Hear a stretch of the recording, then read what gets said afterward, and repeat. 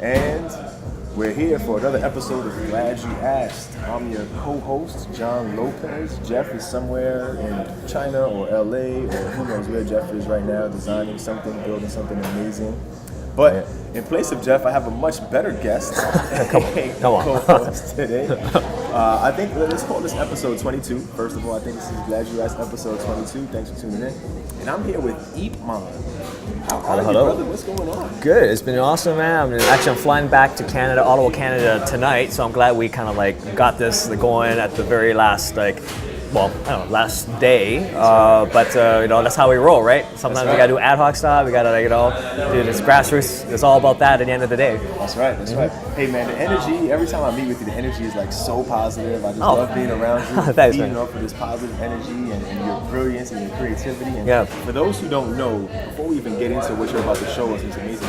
Can you tell us where our viewers can find more of your work? Yes, you can check me out on my website. It's eepmon.com. That's EEPMON, like Pokemon, eepmon.com. And you see all my work there. I'm also on Instagram. Find me at eepmon on Instagram too. But yeah, check out some of the work I've done. I've done work for both commercial brands. I've done stuff, of course, personal, fashion, to even Canada Goose collabs and whatnot. If you like what you see, just hit me up. Amazing body of work here. I mean, you got Star Wars, Iron Man. Yep. I mean, this is just absolutely mind-blowing. I'm acting like this is my first time seeing it. This is not my first time seeing it. This stuff is just absolutely remarkable. And appreciate it. Do yourself a favor, browse through here, follow him on Instagram, and just get some of these gems that he's consistently dropping. So, thank you. Without further ado, let's kind of dive right in. You have some really cool stuff to show us in After Effects, is that right? That's right. And quite honestly, I know of After Effects in the past. I know its capabilities, but I haven't really got into it deeply enough. Simply because as you know, we got our other things, we got other things to do. So this sort of opportunity dropped down serendipitously. I met a Japanese indie band when I was in San Diego for the Adobe Max conference back in that was in November-ish, and we basically hit it off. It's like, hey, I'm an artist. I do digital art. I've actually listened to her music before, which is kind of crazy, and then I saw this Japanese girl. She's hustling. She's like, hey, this is what I do. And I had a chat with her. And then I saw her work. I go, no way, you guys are satellite young. I literally listened to your track as I flew in, and that's you guys. And then that was in San Diego, and then we met in Tokyo later in the month, and then we decided to, we had a great conversation. She loved the work, the city lights that I've been doing, and we hit it off. And now she has an unreleased track, which I love to kind of give a snippet of it to you guys and show sort of the currently work in progress that I've been doing with my drafts and all that. Premiere here. This is reminding me of Hot 97, maybe Stretch and Bobito days. We're gonna release new music. It's a bit of Well, I'll say a snippet, but I'll get but whatnot. But I love to share the drafts and whatnot, and kind of an early progress of what. Because I think it's interesting to share process. That's right. Process, especially when it comes to the After Effects. It's just setting up real shots. Directing, momentum, motion, and After Effects does all that. It's a beast program. It's incredible. Yeah. Amazing. So why don't you take us through this? Let's open up After Effects. Okay, let's do this up. Let's see what we got here. So I'll just go right here. So bam, that's After Effects. It's kind of crazy, a little bit intimidating. As you know, I'm in the midst of all that. How do I start? So I like to think that it's like Photoshop on steroids in a way that it is Photoshop, but it has a timeline, but the parameters, everything you can do. You know how in Photoshop you can add lighting effects and filters and blur? You can do that in After Effects, but you can do much more because every single effect you can do can be animated too. So that's why we need very powerful computers to render that kind of stuff.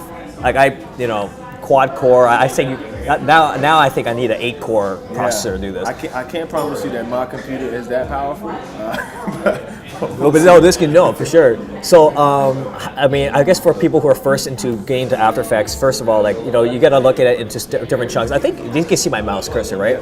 So this is the project, and here is basically your library of assets. Okay. So anything from what you do in Photoshop or Illustrator, you can import your assets into there, and it would have a repository. So you can just grab and drag and stuff into this thing called a timeline. This is like your layers in Photoshop, but of course we have the big difference is that we got a timeline. And let me just minimize. This is kind of a messy. I apologize. But for example, like. I've got buildings. Okay, and okay. In After Effects, there are things called comps or compositions right here, and composition is like analogous to or synonymous to movie clips in Flash. They're like basically mini compositions.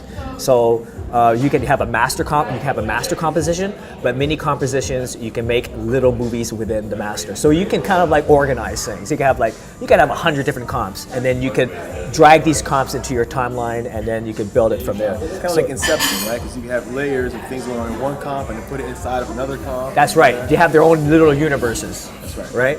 So, and as simple as like, I always love doing comps because it helps you organize things. You have a new composition and it tells you, okay, what do you want to call what's the name of it, what's the resolution. This is 1080p, so this is the resolution that you work with is already there for you, your frame. And this is like start time and end time. So I have it up to 3 minutes and 20 seconds. You can do it as long as you want. Background color black, just like creating a new Photoshop document. You say okay, and suddenly, so I just didn't name it, so it gives it as comp 1, and here it is. It gives you you have different views, but you have the after camera, and you can specify how many views you want, left, right, top, bottom. But if we just go for one view, it defaults to the after camera view, and right now there's nothing because we have a black background. But if this is open After Effects for the first time, this is kind of how it'll look. That would how it would look, exactly. And After Effects is pretty powerful because you could go into 3-dimensionals, and that's why these different views are very important. You need to, when you want to like put assets into your world, you have to position it in the X, Y, Z plane. So we have now, like, unlike Photoshop, in After Effects we have the Z axis, which is like depth. So I know that when you open the program, it's quite intimidating. So, but we'll go straight to one. For example, this is what I'm doing in my. Before we actually dive into this program, I want to show them my draft. So maybe show them pictures so it'll give them a great idea. Oh, sorry. Of keep on going. One more. Oh, this far. Oh, the other way. One more. I think that's it. Oh, Or maybe. there it is. My bad, guys. Sorry, guys. So basically, this is my draft. This is my third draft iteration, and this is a lot more refined. Trust me, I went through many like doodles to get to this point. But the idea is that it's about city lights in Japan, buildings, and you can see that the panels here, I'm like doing panning, and there's parallax, there's like perspective happening. And then the idea of like the title of the song is called San Francisco Girl. It's a play on San Francisco and Tokyo, mix mash. Things start lighting up, glowing, the words pan out to the word San Francisco Girl. You have this like 80s vaporwave sort of grid, and then suddenly bam, lights come in, all this lights, city lights from Tokyo start illuminating, animating, and then I've got an animator who's going to animate these characters, which are the band members, and myself. I'm the monkey as the mascot, and it's just basically we're going through a kind of like a Alice in Wonderland, but in this cyber Tokyo sort of world.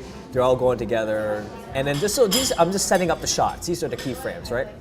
This is amazing. So this is a storyboard. Storyboard. This is a storyboard that basically describes the timings. So as you notice, like I just basically loosely put a time minute 54, this is it, time 57. So the song is like, I find that it's an upbeat song. So at every 3 seconds, I'm always like adding a new frame. But that's the way it works, I guess. And it just kind of keeps that momentum flow going. Pace is very important. Pace is very important. Absolutely. And here we are. We have like the train coming in. and there's going to be some green screen with our actual like band members, and I'm kind of making a little cameo here with my cap going down. And then this is like a big pan, like a zoom out shot, so it keeps them go from the eyes all the way to very far. So all this is green screen. This is all like graphics, like CG. And then there's more of that happening. So yeah, so this is basically the storyboard. So these are the buildings that you were just showing us. Just showing, yes. Okay. And that's why when you saw it, we opened the program, it was like the XYZ playing 4 views. Because each comp, when I'm showing the composition, is actually each comp, I decided that each comp would be one building. Right. Okay. So and it becomes part of the asset in the library, the upper left-hand corner. Then I can just drag and drop them as many as I want. So so I'm trying to like structure it that way. Maybe there's a better way of doing it, but as anything, you do iterations, you get better at it. We talked about this, right? Yeah, we talked about that. The goal is not perfection, it's progress, right? Yes, absolutely. So I want to go back to the program. Oh, sorry, my bad again. We got here. And actually, my bad. Can we, before I dive into it, I want to show them now the key for the strap with the music. Sure. So we're going to go to my website. This is a public URL, but it's kind of like, it's a little bit, people are not supposed to see this, but I don't know, whatever. Yeah. Okay, sure, we'll put it out there. Ivan, oh, sorry, it's Ivan. Okay, so you can hear the music from this, right? Yes. Yes, okay. So here we go, give you a little bit of a sneak peek.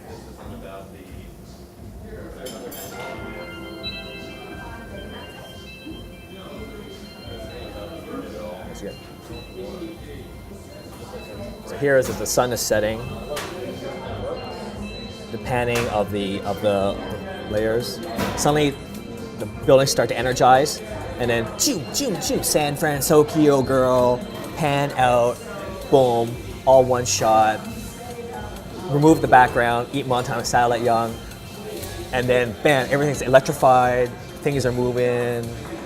Welcome to San Francisco. The panels are like parallaxing. A character comes in, walking to this world, and then she starts singing. So the camera continues to move back, and then cut to the back of them, and you can see what the other side's looking at.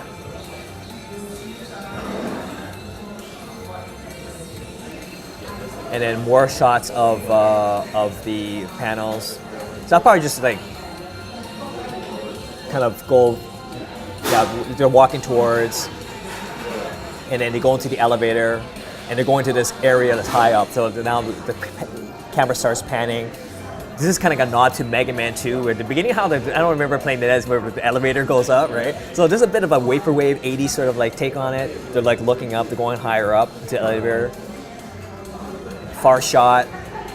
So I'm gonna stop there because I don't think I'll be able to like go through the entire thing, of course. So that being said, so you saw the snippet. So I've gone up to, this is a minute 33. What I have here in After Effects is a minute and 4. So I'll go back to my master panel. So I've got a lot of like comps, as you can see. So I have something called the master panel. And I know, again, it looks a little intimidating. But here, like anything, we start at 0, and we go from 5 seconds, 10 seconds, etc. This thing here allows you to zoom in the timeline more, so you can get even more minute detail. But this is basically up the right here is about a minute and 4. But as I scrub through the bar, let's just go to active camera because it'll be less confusing instead of having all the views. This after camera, yes, after camera.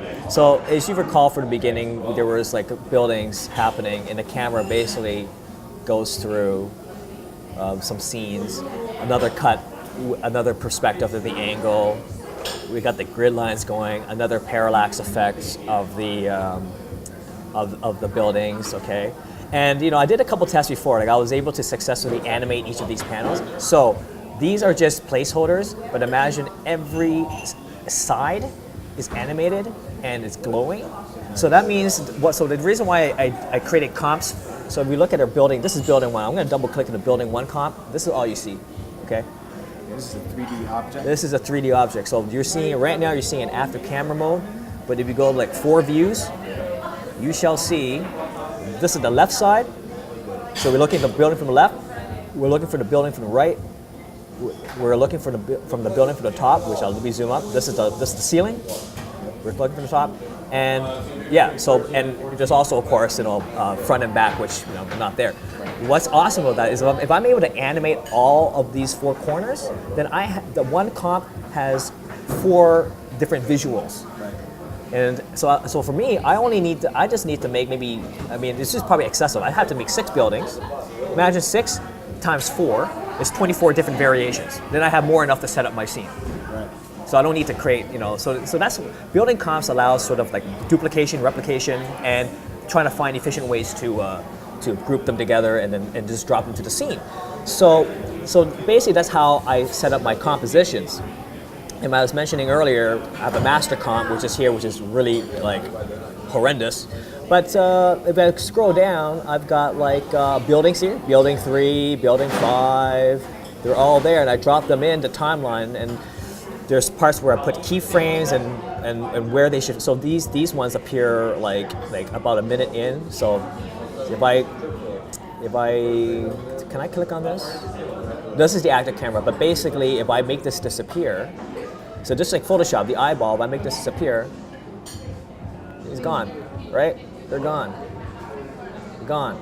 Bam. And then reveal the other buildings in the back. Right. And if I click the arrow, look at all the different things you can do. You could change the position, the scale, the orientation, X, Y, Z rotation. I could rotate this thing. You could change the opacity. That's just the building, right? Like, never, and you can change any of these. All you have to do is click that stopwatch to add a keyframe. That's right. And then just kind of change the attributes from one keyframe to the next. That's exactly it. And the example I have, I'm not necessarily animating the buildings, but I am animating the camera. So I've got a camera, and here these are the keyframes. So I'm telling a camera position 1696 X position, and this is X Y Z, and I'll move here. So from here, move. So go ahead. This is a really good example because here, this is the part where we're moving the camera into the. I believe we're moving towards the moving forward. So if I scrub through. I apologize for my slow computer. Oh no! It's just I apologize for my efficient my lack of efficiency in my setups. But you see that as we scrub through, we're going closer, right? This is achieved by the camera, by just animating the camera going from one keyframe to another. Right. That's all we're doing. But when you see the results so quickly, I'm like, oh my god, it's so powerful. It's great. Pretty amazing. Very amazing. So we have, and then more shots in here.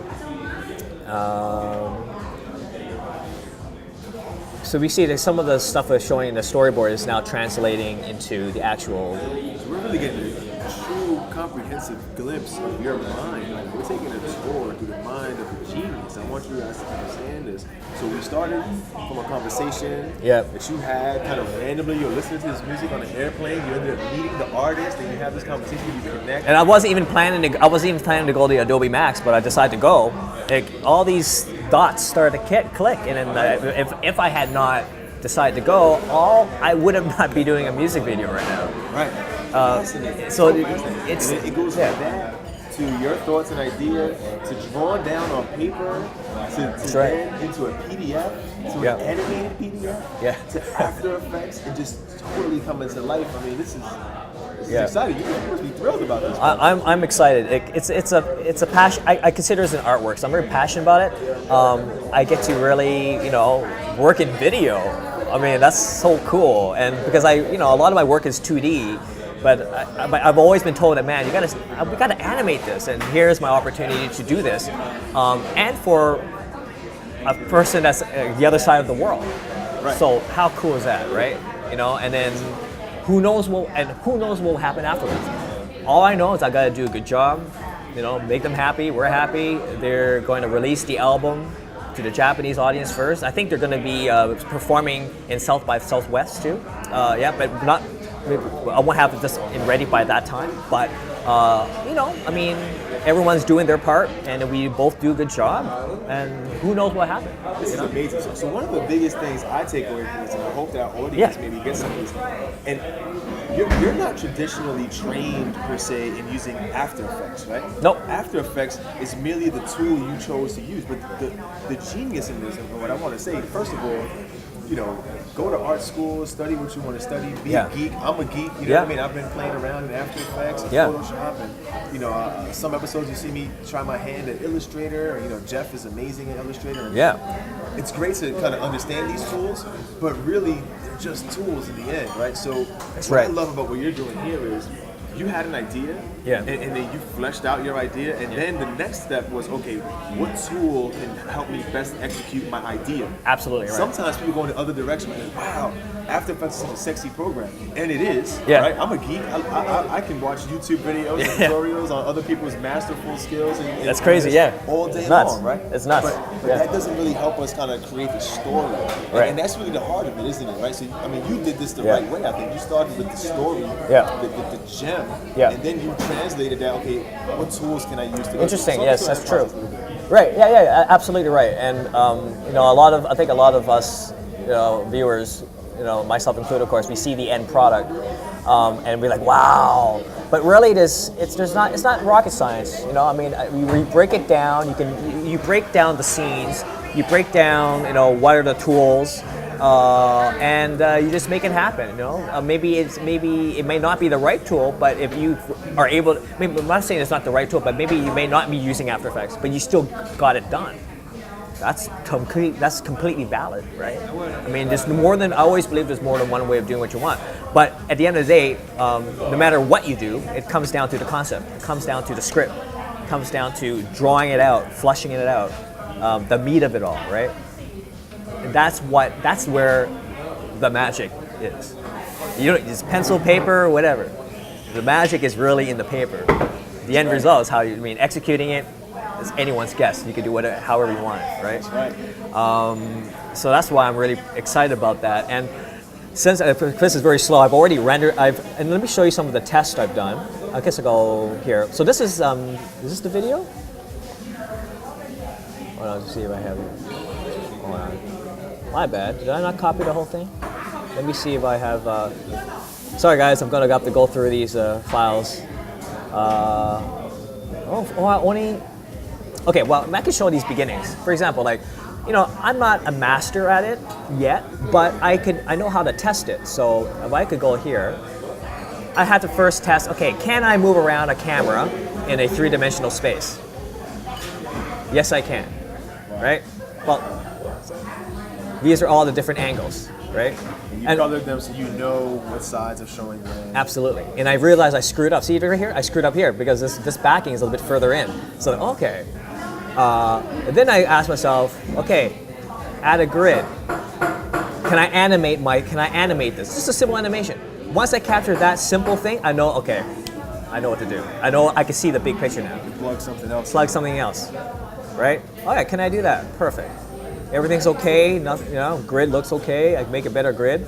Do I have the master movie here? Unfortunately, I did not render the full amount. This is about how many seconds? Let's play it, see what happens. We have 24 seconds, okay.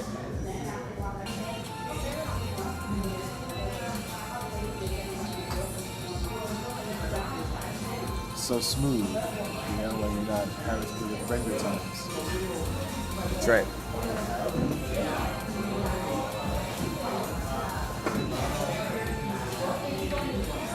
So anyway, I cut to there. This is where they go into the elevator, but I haven't made that piece yet. But you can imagine. Oops. Sorry. It's right. Oh, it's okay. You can imagine all of this here is all animated and glowing. And this is going to be some structure where I'm working with an animator who's going to create the 2D classical guys. They're going to walk into this elevator shaft, which I'm still building right now in After Effects. And then once I have the scene set up, You just got to get the camera, and I know how to use the camera now because I experimented earlier, and then just gotta like move up, you know. Amazing. So it's so fun. It's fun. I love it. So many gems to take away from this, right? I mean, coming up with the concept, really drilling into that and getting that part down, right? And then the importance of learning. You know, when I speak in public, I always tell people, you know, if you can't learn, you can't thrive. Absolutely. And you know, there's so many ways to kind of take that, but like no matter what you do, whether you're an artist, an athlete, a business person, That's right. You have to be able to learn, you know, adapt with the times, constantly improve your skills. Yep. And I mean, your work, we just saw some of your brilliance on your project with Star Wars. And, Yeah, you know, it's just all these incredible things that you're able to do. Yes. And now you kind of take some of that knowledge, and like you said before, you're leveraging your experience in other areas, and then you're bringing that to the fold in this. So like everything kind of starts with your core and who you are as a person. And I think learning and the ability to learn, maybe the passion for learning, has to be a core part. It has to be core, absolutely. And and like you were mentioning, I never trained traditionally in art, like a filmmaker. Or directing, you know, I just watch what I've seen in movies and whatnot, and I use the tools that can. At least but the concept is in there, right? The core is in there. It's just now, you know, I have the tools, and these days we have the capabilities of doing our own thing. I don't need no one to tell. I mean, I think school is very important. It builds foundation, but at the same time, you know, that direction that you're doing at school should not be the only trajectory, right? I have a background in computer science. Do you think you see me like coding in a corner? No, I'm doing fashion design. How does that even work? But we live in an age right now that the digital age allows this proliferation of mixing disciplines. You can be a computer scientist, but you could also be working on a music video for a client from Japan. And you can meet new people. I mean, you know, you and I, we met like several years ago, and now, you know, I got an awesome, and that opens my view too. I get inspired for what you do too, because you know, suddenly I walk into Terminal 23, and you know, basketball. I don't play basketball, but I run, but I don't play basketball. But I get inspired by these new experiences. And the digital age allows these sort of cross proliferations, right? You do photography, you know. So there's a lot of, I think, so that's why I think that I tell people at the end of the day, you know, you know, you got to do your education, do your art, whatever you got to do, but but also open your mind that just because you're an artist doesn't mean that you're going to be working as an artist for the rest of the day. Expand your horizon, expand your knowledge, meet new people, travel, see the world, and experiment. You know, experiment. It gets uncomfortable, but through experimentation, through trial and error, through failures, through successes too, of course, you will get to know more of your potential, your capabilities, and ultimately you get to know more about who you are. Right? So for me, that's why I do what I do, because I ultimately think that that's what it takes to feel real, like raw, real, like feel alive, is to get yourself uncomfortable, embrace the unknowns, and do something that you never thought of doing. So inspirational. Thank you so much for sharing your time with us. You're welcome. My mind is blown and expanded. And I think what you just described is the difference between living versus existing. Yes. Oh man, that's another episode, right? No, that's true. But yeah, absolutely.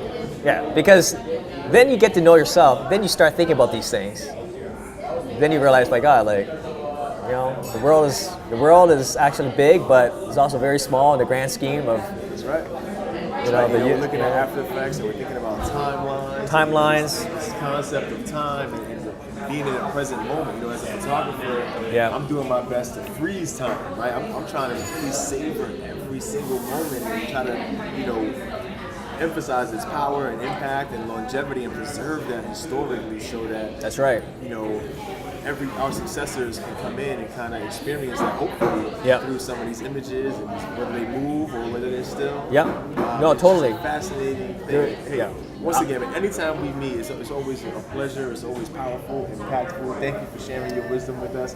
If you You're have welcome. any questions for me and or Jeff, you can hit us up at yo@gladyouasked.today. Again, that's yo@gladyouasked.today. I can't promise if you have a million questions that Eatmon is going to have the time to answer all of those, but do follow him on Instagram at Eatmon. At Do go to his Eatmon. website. Eatmon.com. And reach out to him that way, so that he's very active on social media. So I'm sure every now and then you might be able to catch some of these comments and maybe hit somebody up and respond to some. Yeah, of their sure, questions.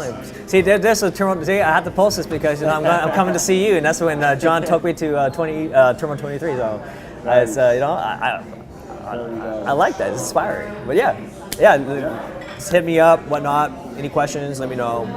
All good. At the end of the day, we all eat, we all drink, we all sleep. We eat food. Just right. gotta keep on hustling. That's right. That's right. That's That's right. We're all constantly growing and Keep it going. motivating each other. So again, right. Eatmon, thanks again, my brother. Thank you. It's really great to have you on You're the welcome. show. All right. Okay. And that's it. Peace. Peace out.